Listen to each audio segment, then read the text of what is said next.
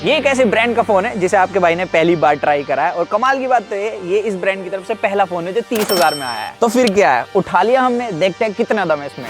तो इस फोन का नाम है इन्फिनिक्स ज़ीरो अल्ट्रा। तो अल्ट्रा अब 30,000 रुपए में मिलने लगा है, तो 1 लाख रुपए क्या ही देने की जरूरत है, कुछ भी। अब 30,000 रुपए में इन्फिनिक्स ने देखो तो बड़े बड़े नंबर फेंक के मारे हैं। 200 मेगापिक्सल का high resolution camera sensor, curve display, premium build और यहाँ तक कि इसके अंदर 180 वोल्ट की फास्ट चार्जिंग भी है। लेकिन एक ऐसी चीज है जो कि आपके सर में दर्द कर सकती है, मेरा तो अभी तक सही नहीं हुआ। तो मेन पॉइंट से स्टार्ट करते हैं भाई। 30,000 रुपए में मेरे को इस फोन के अंदर जो सबसे अच्छी चीज लगी है ना, वो इसकी बिल्ड और इन हैंड फील है। लाइक इसमें जो ग्लास बैक दी है, जनरली दूसरे फोन दे देते हैं, लेकिन इसमें जो डिजाइन दिया है, आप जब इसे देखते हो तो ऐसे लगता है प्लेन ही होगा, अंदर की तरफ इनग्रेव्ड होगा, लेकिन बाहर की तरफ ये टेक्सचर फील होता है। और 30,000 रुपए में सबसे खूबसूरत दिखने वाला फोन मेरे को लगा है। और साथ ही यहाँ पर इस पैटर्न की वजह से जो सबसे अच्छी बात है ना, अगर ये प्लेन होता तो जब आप इसे हाथ में होल्ड करते तो फिसलता। जैसे कि ये है ना Realme 10 Pro, ये प्लेन बैक के साथ आता है जिसकी वजह से स्लिपरी काफी ज्यादा है, लेकिन इसके साथ ऐसा नहीं है। आप इसे जब होल्ड करोगे, विदाउट कवर यूज करोगे तो आसानी से हो जाता है, ग्रिप अच्छी बना लेता है फोन। और मैंने इसे जितना भी यूज करा, मेरे को एक बात अच्छी लगी, लाइक मेरे को लगा ही नहीं मैं 30,000 वाला फोन यूज कर रहा हूँ, मेरे को लगा मैं कोई प्रीमियम कैटेगरी वाला फोन यूज कर रहा हूँ, क्योंकि यहाँ पर इसकी इन हैंड फील एक्चुअल में काफी प्रीमियम है। तो यहाँ पर डिजाइन और इन हैंड फील वाइज पूरे नंबर है। लेकिन एक चीज है जहाँ पर 30,000 में जनरली हर फोन के अंदर एक कटौती होती है, वो है इसका साइड फ्रेम। वो इसके अंदर भी प्लास्टिक दिया है, तो इन्फिनिक्स ने इस मामले में सेम रखा है फोन। इसके अलावा जो फोन की मेन हाईलाइट है वो है इसका curve panel. Like curve panel वाला एक दूसरा फोन है अंडर 30,000, एक तो Realme 10 Pro Plus है और एक ये है। एंड ये चीज मैं खुलकर कह सकता हूँ कि Realme 10 Pro Plus के कंपैरिजन में जो इसका कर्व है वो ज्यादा प्रीमियम है। यहाँ पर अगर आप इसके कर्व को S22 Ultra से कंपेयर करो, अब मैं ये नहीं कह रहा कि भाई 1 लाख रुपए वाला कर्व आपको इसमें डाल के दे दिया है। बेसिकली यहाँ पर जो ये कर्व वाला पार्ट है ना, S22 Ultra जैसा है, जो कि ज्यादा प्रीमियम फील कराता है। तो इस मामले में मेरे को ये फोन Realme 10 Pro Plus से ज्यादा अच्छा लगा। लेकिन अगर मैं इसकी क्वालिटी की बात करूं, इस फोन के अंदर सुपर एमोलेड पैनल है, full HD plus HDR10+ certification के साथ, और साथ ही इस फोन के अंदर हाई रिफ्रेश रेट भी मिलता है 120 हर्ट्ज का। और इस फोन के अंदर 1000 निट्स की पीक ब्राइटनेस है। जब हमने यूज करा ये फोन तो इंडोर मेरे को कोई प्रॉब्लम नहीं हुई, इवन आउटडोर के अंदर भी जो इसकी विजिबिलिटी है वो ठीक देखने के लिए मिली। लेकिन जब हमने इसे Realme 10 Pro Plus से आउटडोर में टेस्ट करा तो उसके कंपैरिजन में इसकी आउटडोर विजिबिलिटी थोड़ी कम है। और जितना मैंने इस फोन की डिस्प्ले में कंटेंट देखा, मैं ये चीज तो कह सकता हूँ इसकी डिस्प्ले क्वालिटी इतनी खास नहीं है। इन शॉर्ट बोलूं तो इतनी अच्छे से कैलिब्रेटेड नहीं है।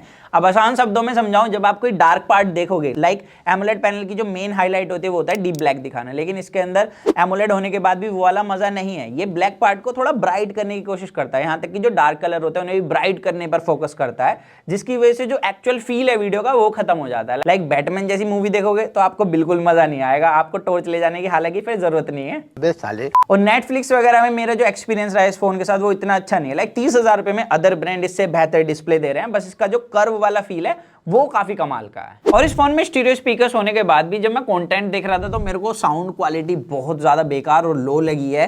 लाइक अदर ब्रांड 30,000 में इससे ज्यादा लाउड स्पीकर देते हैं, बाकी 3.5mm जैक तो इसके अंदर है ही नहीं। तो यही ऑप्शन बचता है कि आपको इसका डोंगल यूज करना पड़ेगा अपने ईयरफोन्स के साथ। अब जैसे वीडियो की स्टार्टिंग मैंने बताया था, इस फोन के अंदर एक ऐसी चीज है जो सर में दर्द कर देती है, वो है इसका सॉफ्टवेयर पार्ट, जो कि इसके हर बड़े नंबर पर पानी फेर देता है। अब इस केस में क्या है, इसकी डिस्प्ले तो ठीक देखने के लिए मिलती है, लेकिन इसके अंदर बग काफी ज्यादा है। जब मैं इसके अंदर वीडियो देख रहा था फुल स्क्रीन पर जब जूम करता हूं तो भाई होती ही नहीं है, और ये मैक्सिमम टाइम मेरे को बग नोट हुआ है। साथ ही इसमें 120 हर्ट्ज का पैनल कंपनी ने भले ही दे दिया है, लेकिन जब आप इसे ऑटो पे यूज करोगे तो अंधी जिटरिंग मिलती है, और 120 हर्ट्ज पे तो थोड़ा बेटर हो जाता है, बट फिर भी ये 120 हर्ट्ज जैसा फील नहीं होता। तो सॉफ्टवेयर पार्ट भाई डिस्प्ले को काफी ज्यादा बेकार कर देता है। और अभी मैं कहीं जा रहा था, मैंने एंड्रॉइड ऑटो इस फोन से कनेक्ट किया हुआ है, और मैंने काफी अजीब एक बात नोट करी कि जब मैं इससे म्यूजिक प्ले कर रहा हूं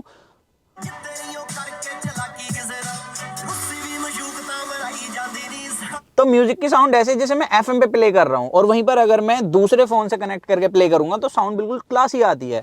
तो इसके अंदर मेरे को ये वाला एक इशू लगा है, और मैं एप्पल म्यूजिक से प्ले कर रहा हूं, अगर आपको लग रहा है किसी फर्जी ऐप से प्ले कर रहा हूँ। इसके अलावा इस फोन में जो दूसरा बड़ा नंबर फेंका गया है वो कैमरे पर है। भाई 200 मेगापिक्सल का हाई रेज कैमरा सेंसर है इस फोन के अंदर, और मैंने इसे जितना भी यूज करा, जितनी भी फोटो क्लिक करी, मैंने देखा कभी कभी तो HDR को काफी अच्छे से एडजस्ट कर लेता है, बैकग्राउंड में लाइट अच्छी कंट्रोल हो जाएगी, लेकिन मैक्सिमम टाइम जो बैकग्राउंड है वो ब्लोन आउट ही मिलेगा। और पोर्ट्रेट मोड के साथ भी सेम सीन है। पोर्ट्रेट मोड के अंदर जो सब्जेक्ट है वो काफी ज्यादा कॉन्ट्रास्ट ही रहता है, जो कि मेरे को अच्छा नहीं लगा। लाइक 30,000 के फोन से मैं एक्सपेक्ट नहीं कर रहा था। और ऊपर से जो एज डिटेक्शन है आगे की तरफ से वो भाई पूरा अलग ही हो जाता है, मतलब लगता ही नहीं कि इसने एज डिटेक्शन करा है, काफी ज्यादा चीप सा एक्सपीरियंस देता है। बाकी जब हम इसे ले गए थे लो लाइट में फोटो क्लिक करने 25 दिसंबर को, तो हमने देखा भाई जो क्रिसमस ट्री है उसे काफी अच्छे से जगमग उजाले के साथ कैप्चर कर रहा है। 2x डिजिटल से भी मैंने फोटो क्लिक करी और देखा कि यहाँ पर भाई 2x डिजिटल लगता ही नहीं, ऐसा लगता है इसके अंदर प्रॉपर इसके लिए कैमरा सेंसर डाला हो। तो यहाँ पर जो 200 मेगापिक्सल का कैमरा सेंसर डाला है वो यहाँ पर काम आया। और नाइट मोड में फोटो कैप्चर करते हुए मैंने एक दिक्कत नोट करी है इस फोन में, इसमें ऑटो फोकसिंग का काफी ज्यादा इशू है। मतलब ये ऐसे एडजस्ट करने में टाइम लगाता है कि भाई फोकस में लेना भी है नहीं लेना, फिर इसे अचानक से याद आता है कि हाँ फोकस में ले लेते हैं।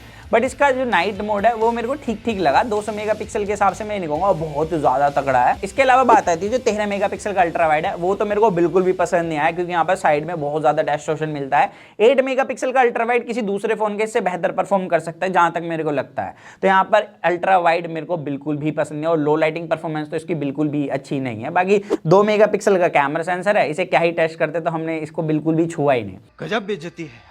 और ऐसे इसका फ्रंट कैमरा भी परफॉर्म करता है। लो लाइटिंग परफॉर्मेंस फ्रंट कैमरे की मेरे को ठीक लगी है, गोरा कर देता है, मस्त चमकाता है और मैक्सिमम लोगों को यही चाहिए। बाकी फ्रंट कैमरा इसका डे लाइट कंडीशन में ठीक ठीक परफॉर्म करता है, मैं इसे एवरेज कहूंगा, क्योंकि यहाँ पर अगर मैं रियलमी के फ्रंट कैमरे को भी देखूं तो वो भी कुछ खास परफॉर्म करता नहीं है। बाकी यहाँ पर जैसे मैंने बोला था कि भाई इसका सॉफ्टवेयर हर बड़े नंबर पर पानी फेर देता है, तो यहाँ पर भी वही करता है इसका सॉफ्टवेयर। तो यहाँ पर मैं दिखाता हूँ भाई, जब आप कैमरा यूआई के अंदर जाओगे डिफरेंट मोड में स्विच करोगे तो ये काफी टाइम ले लेता है। 30,000 के फोन के हिसाब से बहुत थकेला चल रहा है। और यहाँ तक कि जब आप कैमरा में भी स्विच करोगे ना, लाइक 1x से अल्ट्रा वाइड में जाओगे या 2x में जाओगे तो ये बहुत टाइम ले लेता है, और कभी कभी तो टच ही नहीं लेता। तो इसका जो कैमरा यूआई है वो काफी ज्यादा वर्स्ट परफॉर्म करता है। और 200 मेगापिक्सल के हिसाब से इनके कैमरास की मुझे डिटेल भी नहीं लगी। तो ये कह सकता हूँ कि जो सॉफ्टवेयर वाला पार्ट है वो पूरे कैमरा पार्ट को खत्म कर देता है। बाकी ये फोन आता है मीडियाटेक डायमेंसिटी 920 के साथ, और ये प्रोसेसर हमने पहले भी यूज किया हुआ है। और इस प्रोसेसर को लेकर मैं एक चीज में कंफ्यूज था कि ये प्रोसेसर 200 मेगापिक्सल के कैमरा सेंसर को तो सपोर्ट करता ही नहीं है, 108 मेगापिक्सल के कैमरा सेंसर को सपोर्ट करता है। और इस चीज को हमने डबल चेक करने के लिए मीडियाटेक की साइट पर चेक करा, वहां पर साफ लिखा हुआ था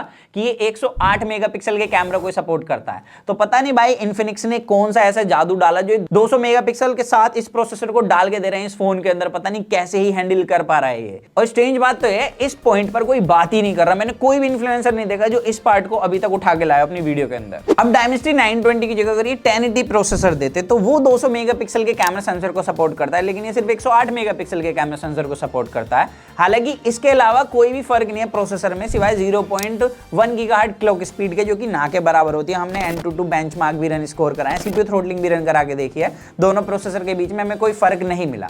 बाकी हमने ये प्रोसेसर 920 पहले भी यूज करा और इसके अंदर भी काफी अच्छी परफॉर्मेंस है। यहाँ पर अगर आप गेम भी खेलना चाहोगे इसके अंदर तो यहाँ पर गेमिंग परफॉर्मेंस भी अच्छी है। बट एक चीज है, लाइक इसके अंदर गेम मोड दिया है, लेकिन गेम मोड कभी कभी भाई आता ही नहीं है, आप साइड से स्लाइड करते रहोगे आएगा ही नहीं। तो अगेन यहाँ पर सॉफ्टवेयर इशू आता है, अच्छे नंबर होने के बाद भी सॉफ्टवेयर इस एक्सपीरियंस को खराब कर देता है। बाकी इस फोन के अंदर 5G भी आसानी से मिल रहा है इंडोर आउटडोर दोनों कंडीशन में। ये फोन 4500 mAh बैटरी के साथ आता है, और सबसे बड़ी चीज अगेन बड़ा नंबर 180 वोट की फास्ट चार्जिंग मिलती है, वो भी 30,000 के अंदर।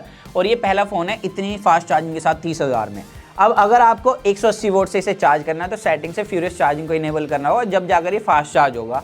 और जैसे कंपनी क्लेम करती है 12 मिनट में चार्ज होगा, तो मेरे केस में मैंने देखा है 10 से 11 मिनट में चार्ज हो गया था। तो ज़्यादातर टाइम में 10-11 मिनट में चार्ज हो जाता है। लेकिन अगेन यहाँ पर भी सॉफ्टवेयर पार्ट खराब कर देता है एक्सपीरियंस, क्योंकि मैंने देखा कभी कभी ये 25 मिनट भी ले लेता है चार्ज होने में। तो यहाँ पर भाई इतनी फास्ट चार्जिंग होने के बाद जो सॉफ्टवेयर एक्सपीरियंस है उसकी वजह से जो चार्जिंग स्पीड है वो स्लो हो जाती है। और इसके अंदर जो 4500 mAh बैटरी है भाई, इसका बैटरी बैकअप बताऊं तो मेरे को बहुत ही एवरेज लगा, क्योंकि अगर आप एक नॉर्मल टू हैवी यूजर भी हो तो आपको दिन में 2 बार चार्ज करना पड़ेगा। लाइक अगर आप सुबह चार्ज करोगे तो आपको शाम को फिर से चार्जिंग पर लगाना पड़ेगा। तो बैटरी बैकअप मेरे को थोड़ा सा कमजोर लगा है इस फोन का। अब इसके सॉफ्टवेयर पार्ट की हमने इतनी बातें करी हैं तो थोड़ा और डिटेल में करते हैं। इस फोन के अंदर Android 12 मिलता है अभी भी। लाइक रेडमी और ये वाला ब्रांड तो पता नहीं क्या ही कर रहे हैं। अगर आपको लग रहा है कि ये ज्यादा अच्छे से ऑप्टिमाइज करके लाएंगे तो Android 12 के साथ ही इसके हिसाब किताब हमने बताया कि किस तरीके से चल रहा है ये। बाकी इस फोन के अंदर एक बात अच्छी है कि यहाँ पर पर्सनलाइजेशन के काफी सारे ऑप्शन है, आपको टन्स ऑफ कस्टमाइजेशन दी गई है इसके अंदर। एंड कुछ चीजें तो ऐसी हैं जो मेरे को पर्सनली अच्छी लगी हैं, जैसे कि आप ऐसे स्वाइप करोगे तो यहाँ पर काफी सारी एप्स खुल जाएंगी जिन्हें आप फ्लोटिंग विंडो में यूज कर सकते हो। और इसी तरीके से अगर आप किसी एप्लीकेशन में हो और वहां पर जाके ऐसे स्वाइप करते हो एज से, तो यहाँ पर भी डिफरेंट एप्स खुल जाती हैं जिन पर क्लिक करके आप उन्हें अगेन इसके साथ यूज कर सकते हो फ्लोटिंग विंडो में। और इस फोन के अंदर काफी स्ट्रेंज चीज मैंने एक नोट करी है, इसकी सेटिंग में जाकर जब आप बैटरी को सर्च करोगे तो ये कभी कभी दिखाता ही नहीं है, तो ये खुद कंफ्यूज हो जाता है कि इसके फोन के अंदर बैटरी है नहीं है। तो यहाँ पर ऐसे मेरे को कुछ बग मिले हैं इसके सॉफ्टवेयर के अंदर। बाकी 120 हर्ट्ज का तो बिल्कुल भी मजा है ही नहीं इसके अंदर। तो सॉफ्टवेयर के अंदर काफी ज्यादा दिक्कतें हैं बड़े बड़े नंबर होने के बाद भी, और इन बड़े नंबरों पे वही चीज काफी ज्यादा पानी फेर। तो ऑल ओवर ओपिनियन, अगर आप मुझसे पूछे क्या आप 30,000 में इस फोन को लोगे, तो अगर मैंने ये फोन पहली बार देखा और इसके हार्डवेयर को देखा तो शायद मैं इस फोन को ले लूं, बट मेरा जो एक्सपीरियंस रहा ना इसके साथ, मैं इस पे 30,000 रुपए बिल्कुल भी बर्बाद नहीं करूंगा।